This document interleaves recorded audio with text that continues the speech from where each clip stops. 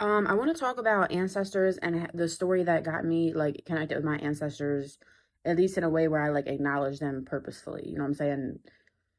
So, long story short, I met this dude at college, and that's a long story. We're making it really fucking short.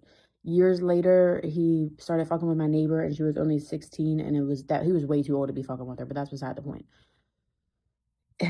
Anyways, so lots of fucked up shit had happened before he even started fucking with my neighbor. But when it came to the point where he was like, you know, I think I'm gonna go to your neighbor's, like, he didn't say this to me obviously, but when he made that conscious decision to fuck with my next door neighbor and she was only 16, my ancestors, that's when I got a connection with my ancestors. They basically told me, like, listen, it's not right. You can't stop what they're doing. Obviously, I already knew that, but it's not right.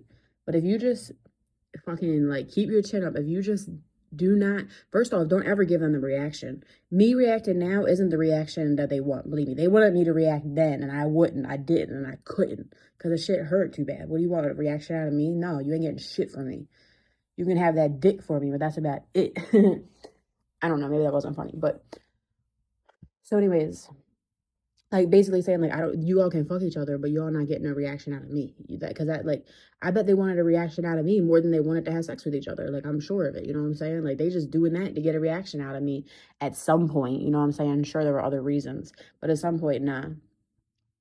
So anyways, my ancestors basically told me like, listen, it might take years. It may take a long time. It's not on your timeline, but I guarantee you, and you can trust me, that that little bitch is gonna die. And she's not gonna live very long. So it might take a few years, but not a whole lot, because she's not living very long. She's as good as dead.